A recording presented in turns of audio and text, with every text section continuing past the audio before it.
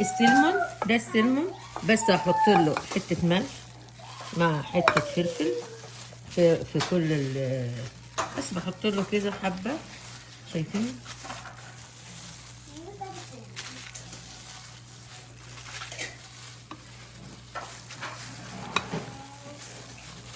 وبعدين بناخد نفس الكلام دوت بالسكين، يعني بالجلد، حطه كده.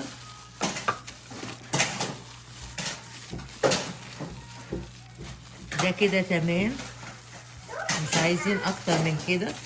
فيه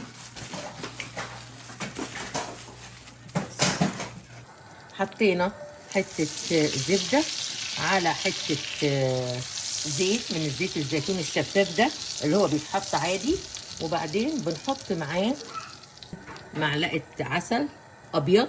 ما تخافيش، العسل ده مش هيسكره، هيديله طعم حلو خالص خالص خالص. العسل مع الزبدة مع الزيت، وهنا شوية ليمون من الاصفر،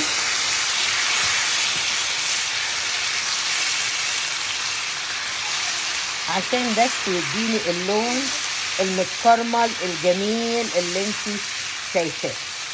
هنا هحط السلمون بتاعي. خلي بالك ان السلمون ده بياخد على كل جنب بس 2 دقيقة، لاني لو كترت عن كده هيبقى طعمه مش حلو. شايفة؟ حطه كده اهو.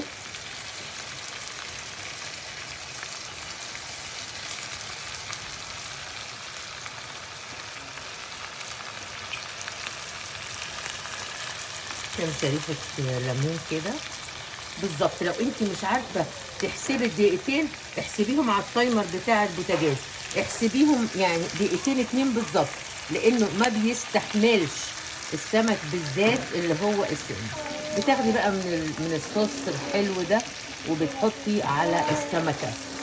شايفه كده؟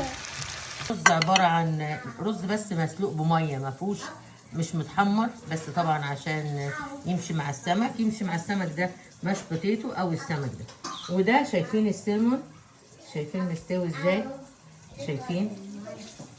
شايفين طري، السوا بتاعه مظبوط، ولا هو ناشف ولا هو مهري زياده عن اللزوم. وده الشريمب.